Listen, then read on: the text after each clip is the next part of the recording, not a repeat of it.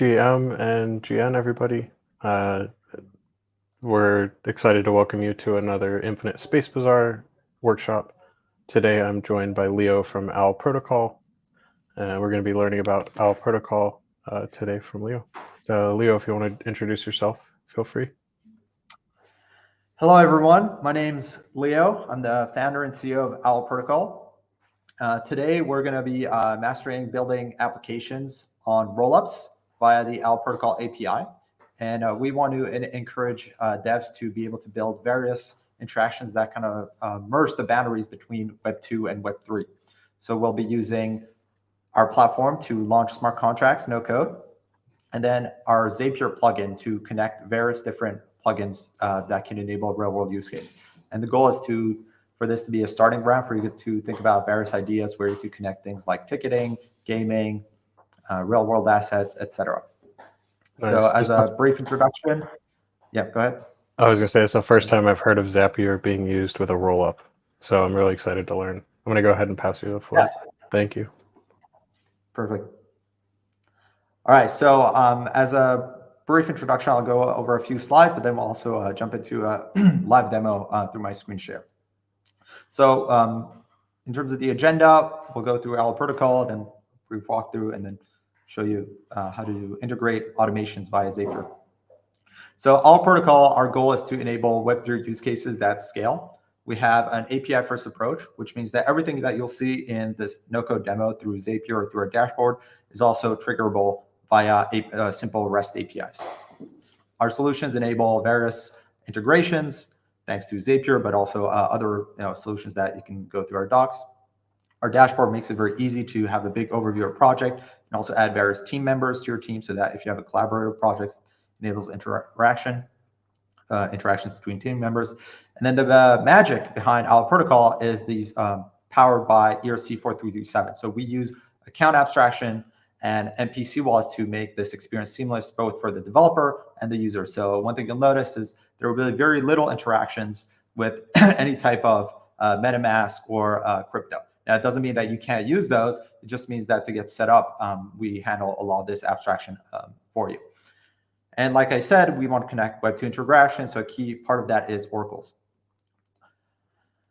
One key differentiator of Owl Protocol is that we're not focused just on public chains. So when you go on our platform, you're able to launch on various public chains. We have our own testnet that's OP stack rollup with data availability on Celestia, powered by Caldera that we launched. It's called Owl Hedwig testnet, but that is just a playing ground.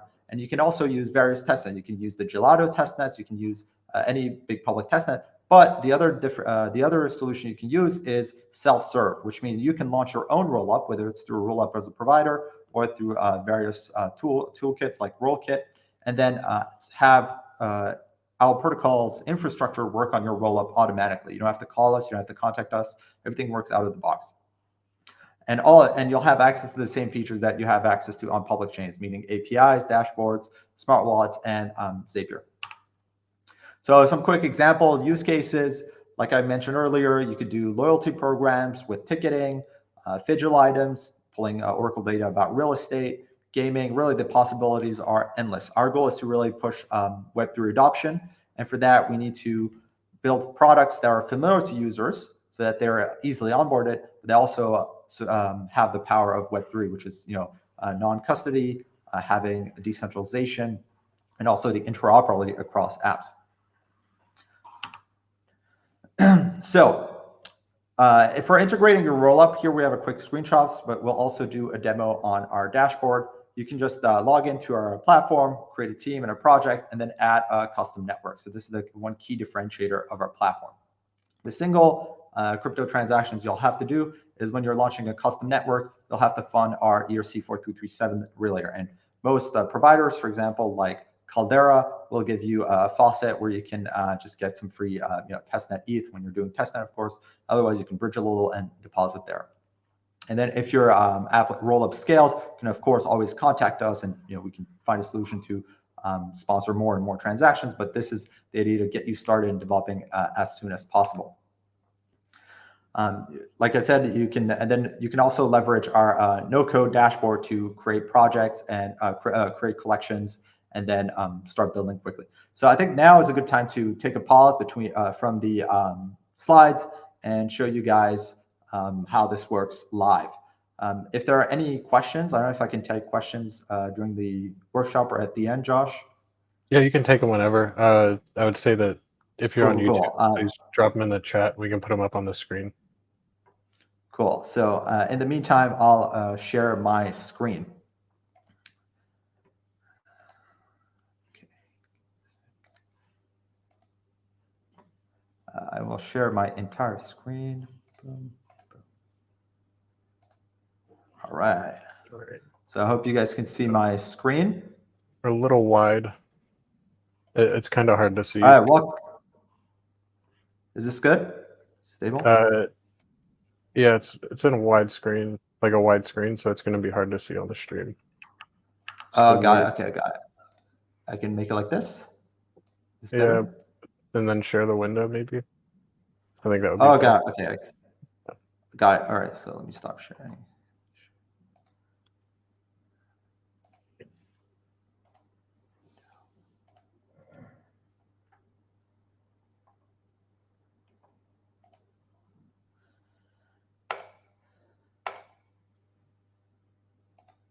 This is better? Perfect. Yeah, a lot easier to see. Thank you. Got it. Perfect. So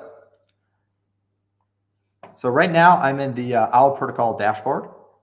So you can create various teams and add various projects. It's very modular. Like if you're working with various people, you can have different teams. Here I have a project for the Celestia workshop. So this workshop is is set up right now on the OWL protocol testnet, the Hedwig testnet. But later on, I'll try to show you a demo on a custom rollup with that kind of slide I showed you, where you can add a custom network. So this is kind of my project dashboard, and you can see I have various collections. So a very simple thing to do is we can create a collection here, and I can call it just like my collection. Let's just call it my call. And you'll notice like I don't have to upload a banner image if you like, and very quick without having to need any gas, I'll have my I'll be creating a collection. So this takes a little bit of time because it's a production network, but my collection has been deployed here, and I can mint items. Now, what I want to show you is I've already deployed a collection here, which is called Eventbrite multi-ticket Zapier. So in this demo, we have an NFT collection, and we have 3 types of items, right? So we have regular tickets, golden tickets, platinum tickets. And these are going to map to the different tickets I created on my Eventbrite page. So here on Eventbrite, I have our like demo project with for my guests, and I created 3 classes of tickets. Now the question is, how do we connect these? So one key thing to note on our protocol is you have this API key. So right now it's hidden, but you can copy this, and you can use this for programmatic usage through our API or through various plugins. Now, let's go to Zapier. So Zapier, if you're not familiar with it, let me share back the slides maybe. Is there a way we can move the slides? Show the slides? Okay, perfect. So if you're not familiar with Zapier, as a brief introduction, I just want to give a quick intro for those that might be not familiar. Zapier is a very popular low-code solution that has over 6,000 plugins. So you can connect things like not just Eventbrite, but GitHub. So you can mint like NFTs, for example, or some other digital asset for how many commits people make, or how many pull requests they close. You can connect Stripe or Squarespace for like e-commerce. So or a CRM like HubSpot if you're tracking customer relationships. So there's various different solutions that you can connect very quickly. So what we're going to do now is I've created a Zap, and this will trigger based on our Eventbrite action. So coming back here to Zapier, I've created a Zap here. And you'll notice initially I created a Zap here that says it's connected. So if I click Edit Zap, so this will be Well, I'm editing my Zap, right? This is the interface that I see when I'm interacting with Zapier. And if I click my Zap here, there's different events I can use. So I could, for example, instead of doing a trigger based on people subscribing to my event, by like buying a ticket, I could also do it based off of check-in. So when a user checks in, or some other trigger, and based on the app that you connect, you'll have different triggers. So here, this is we've built a more advanced example. So a very simple example would be simply minting NFTs based off of tickets. But here we have different classes of tickets. So one thing we want to do is we've set up path rules. So these path rules enable filtering the the trigger based off of the type of ticket, so that we can then match it to the various templates that we've created on our protocol. So here you'll see there's one for the regular ticket, there's one for the gold ticket, and then another one for the platinum ticket. And finally here, again, low code, we connected the our protocol application. Now, right now, this isn't published publicly, but if you go to our docs, there is an invite link that is accessible to all. So you can have access to this pretty quickly. The app is currently under review, but you can start using it today. And once you connect it, you'll add your API key here there's going to be a button here that says connect the app. And we picked the Mint ERC 721 event, which is simple ERC 721 Mint. So we have our account connected here. And then finally, I want to go through this. This is the kind of where the pudding is made, which is all the different fields you can input. So our original NFT is launched on our testnet, so that's 133, but you could input here your own custom chain ID once you've added it to our protocol, right? So that's the first step. So that's slightly more advanced, but we'll go through that right after. Our collection address, and then here we're pulling the email of the user. So one key feature of our protocol, like I mentioned earlier, is we leverage account abstraction, but also smart wallets. And our API can automatically generate and resolve email addresses to wallets for users. So this enables very quick onboarding. Now, if you had a form or some other solution that supports like an address, this too could also be a regular Ethereum address, right? So either works.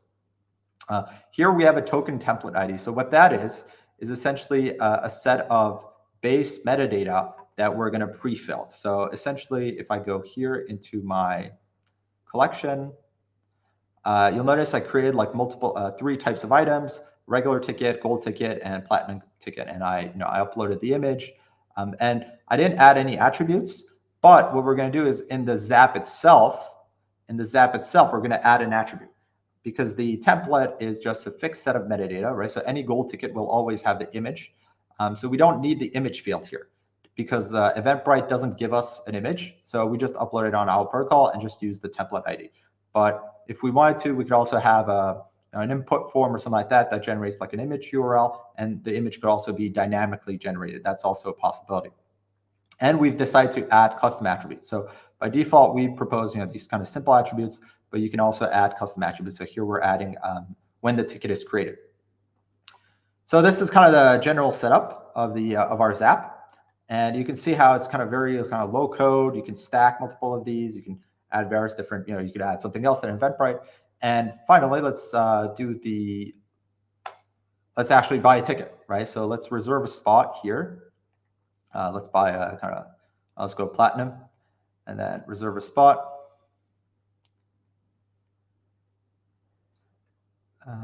There we go. And so I'm going to buy a ticket so I already bought a ticket. I mean, this would also work, but what I want to show you is also that accounts can be generated on the fly.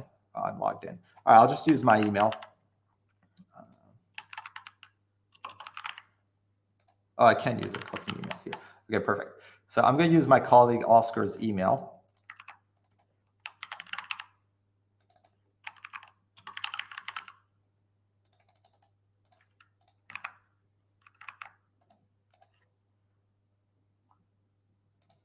So I inputted my colleague Oscar's email, and I'm buying a ticket. I'm going to get my ticket. All right. And so here in the next couple of minutes, what's happening is that Eventbrite is going to trigger our Zap. The Zap is going to select which path to use. So in this case, it's going to be the Platinum ticket. And then the Zap will call the OWL protocol API and mint a new ticket. We can also monitor this through the Zapier UX. So under the Zap Runs tab or Zap History here, we can see when our Zap triggers. So this is an old one. Refresh. Okay, so you'll notice like we had this this ticket trigger worked, right? So sometimes it might trigger errors based off of like Eventbrite might not always give the email initially, but once the once the email is updated, it will trigger the mint, right? So this is not really an issue. This is just ignore. But this triggered our mint you see at 8:48 p.m. And we can also view this on our Block Explorer, courtesy of Caldera. So this is I'm on the Block Explorer. I have the add collection ID of our collection. And if we're looking at the Block Explorer, you'll see it should see. Wait, am I on the right collection? No, this is I'm on the wrong collection. Give me a sec.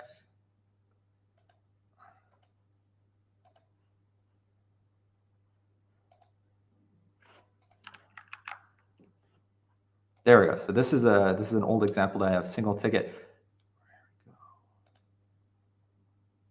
Yeah, so see here we can see that this token was minted.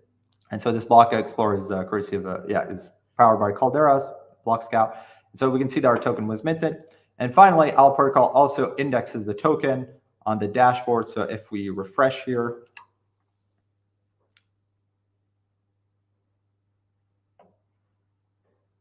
refresh our collection. The screen share is slowing down a little bit, the loading. If we refresh here, you can see Oscar received his platinum ticket. So up. All right, so this was kind of a very simple example with our Zapier triggers and using our API. Of course, if you have more complex interactions, you can use the API programmatically as well via simple REST API SDK, or we also support gRPC for those that use TypeScript. So I think we can take a small break for Q&A, and if we have time, I can show a demo with a custom rollup. It takes a little bit of time to set up on Caldera, but I think maybe it's a good time to take any questions. I don't see any in the chat, but I do have some myself. Thank you for the demo. That was really cool. What are some things that you would like to see built with OWL protocol? Sorry about that.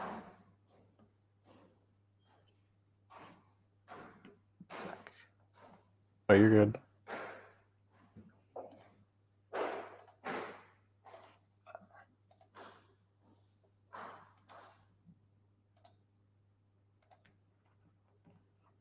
My headphones are kind of. Oh, good. Yeah. Sorry, I had audio issues. No, I hope my audio was coming through though. Yeah, it was all good. Yeah. Cool. Awesome. All so, right. Yeah. Hey, there's nothing in the chat, but I am curious myself. Like ticketing is a really cool use case, but I'm curious, like what you'd like to see built with OWL protocol.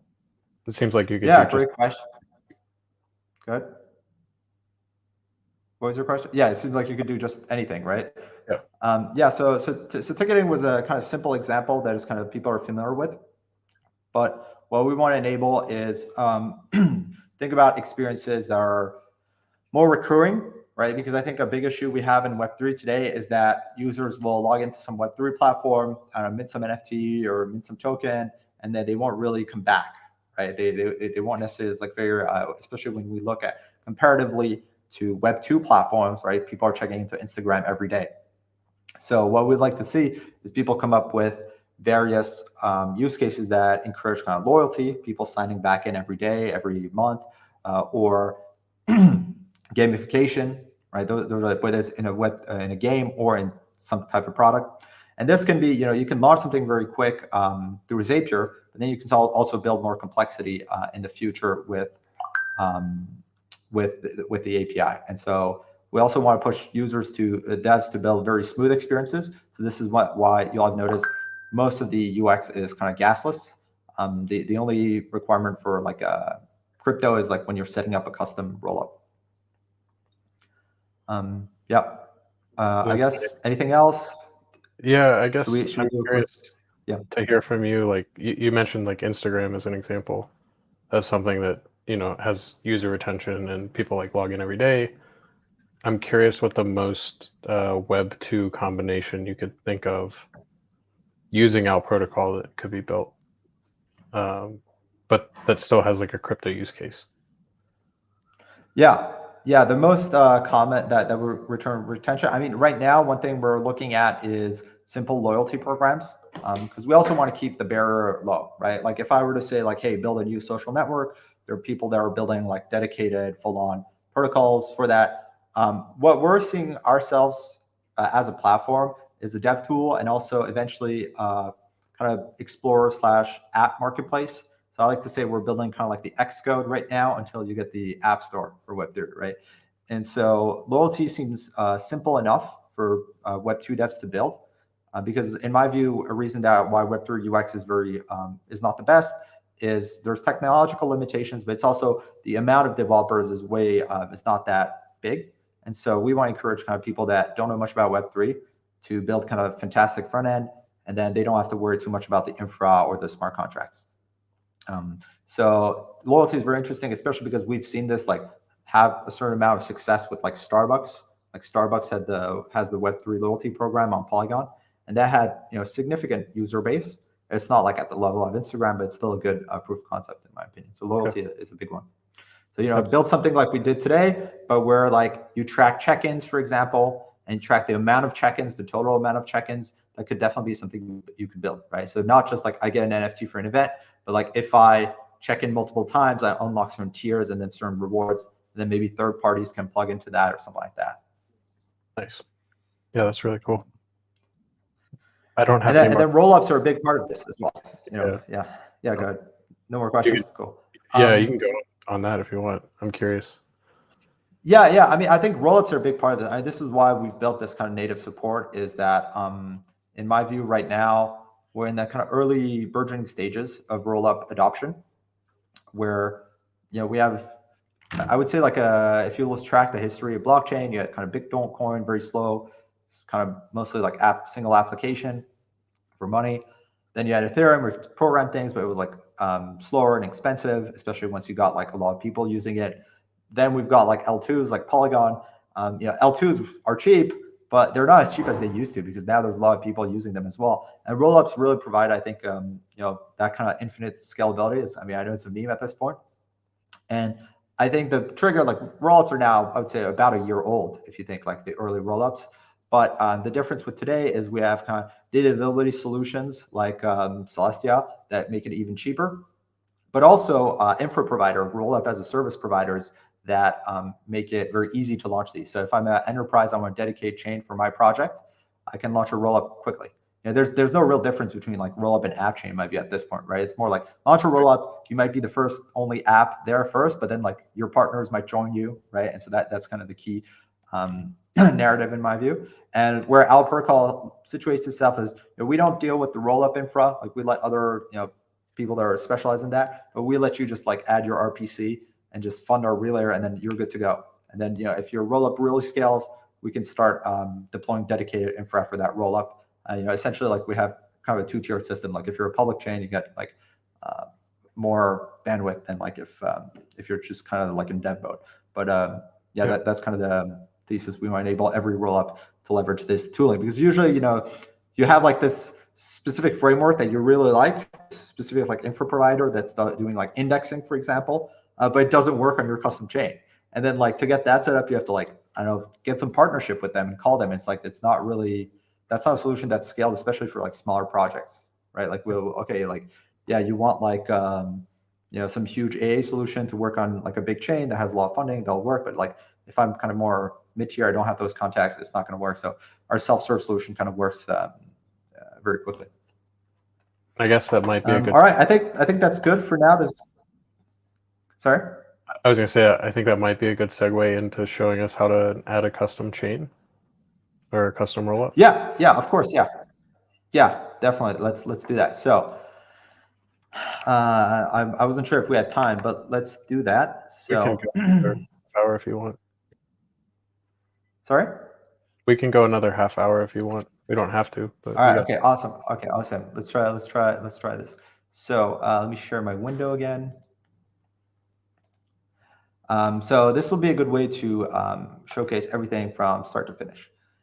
So right now I'm on Caldera, but you could use any solution you want. So you'll notice this is a different chain than the one we use. So we use the official protocol Hedwig testnet, but I just created like 10 minutes ago a new custom chain, right? And so I have my RPC endpoints, and this is like all you need. You need RPC endpoints. Doesn't matter what provider you use or your own rollup. That's all that matters. Next thing I'm going to do is I'm going to go to the protocol dashboard. And I have so I'm going to join my team, right? So this is the Celestia workshop project I had created. And right now our configuration is we have one project per chain. We might add ability to do multi-chain for projects, but right now we want to keep things simple for users. So I'm just going to create a new project. And I'm going to call it like, workshop custom chain. The next thing I'm going to do is I'm going to add a custom network, right? So you'll notice here you have all the public blockchains that are available. So these are some public chains we've deployed. We'll deploy on a couple more as people ask us to. But the downside of these is you need a little bit. I mean, it doesn't take a lot of time, but you still need to reach someone on our team. Here I'm going to add my custom chain. So I'm going to copy my endpoints here. So I have my RPC URL. I'm going to say like workshop chain. I'm going to copy my my chain ID, which is here. Sorry. So one thing to note is when you do this, your chain is only accessible. I mean, the RPC is public, but the chain itself on the OWL protocol infrastructure is only accessible within your team. We have to do this for security purposes because if I could launch like some shady node on this if I wanted to. So right now it's scoped to your team, but then you can build your thing, test if it works out, and then you can contact us, and then we can make it as a public chain as well, right? So this is because like I could launch something with like chain ID 1, for example. So right now we just don't want public chains. Like fake public chains, if you will. But this works with everyone on your team will have access to this. So this is an ETH native on OP stack. And then we can also add our, the Explorer isn't live yet. Let's see. Okay, so we can also add our Block Explorer link, right? So this is deployed by, if you have a Block Explorer, this is optional. So I'm going to create network. Yeah. All right. Perfect. So now you'll notice the chain is accessible here. And so now it's creating the network. So this takes a little bit of time to set. Let me see. Sorry. Sometimes you might have to refresh because it hasn't loaded your chain yet. So you'll notice, so we have these two addresses. So let me check. We have.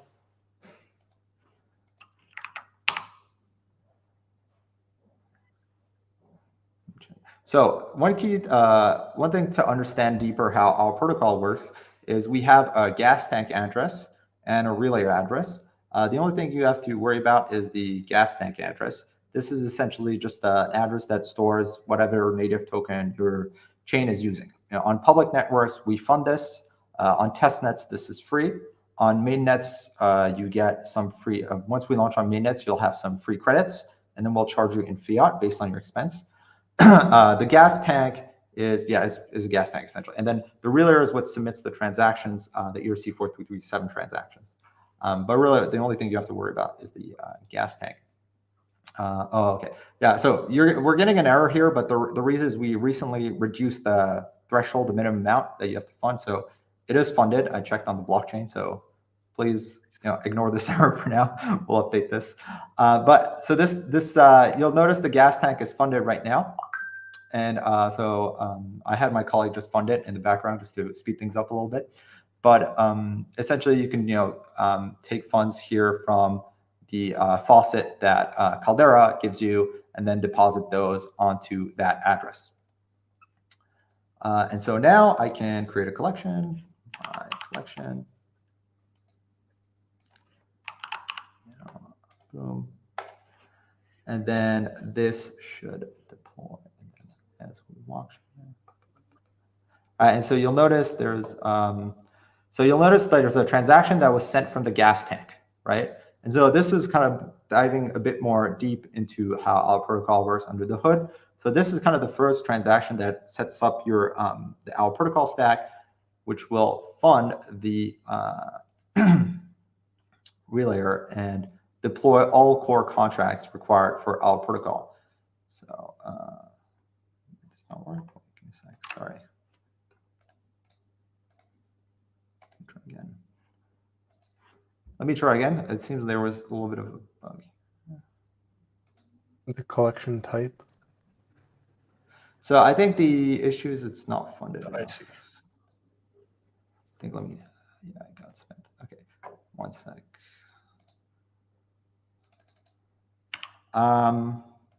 I don't want to spend too much time on this right now because it's. I think I need to fund it with more ETH. But essentially, once you fund it with the gas tank, all of this should work smoothly. We reduced it too low. Let me see.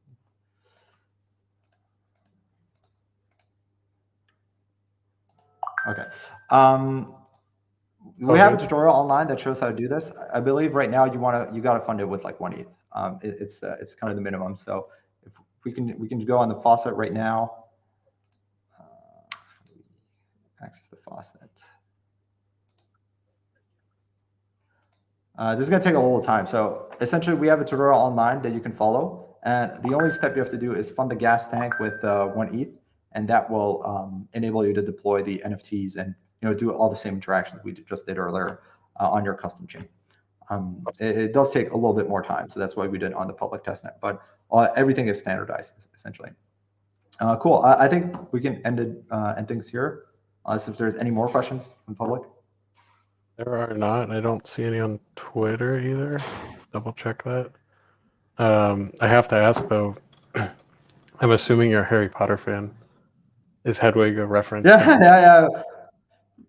It's a Harry Potter fan. And it's also like we're pretty late, so we're pretty night owls. So that's kind of the theme Makes sense. of our company. Awesome. All right. Was there another slide that you wanted to get to? We can go. Yeah, we can go through. I think it was mostly Q&A at the end. Yeah. Oh yeah. You can follow our docs and you can join our Discord. This is our Discord link, and also we have a Discord in the Hackathon Discord. So if you have any questions, feel free to ask us. Sweet. Sounds like Discord is the place to ask questions about our protocol. I want to thank you again, Leo, for showing us the really cool demos. And I look forward to seeing people build with our protocol. Awesome. And we'll also be sharing a write-up of this video later today. So on Medium and on our docs. So that should also enable kind of a more for those that prefer reading over videos. Yeah, awesome. I like the double media form. Yeah. Have fun, everybody. All right. Have a great day, everyone. And good luck with that hackathon. Thank you. All right. Bye-bye. Bye-bye.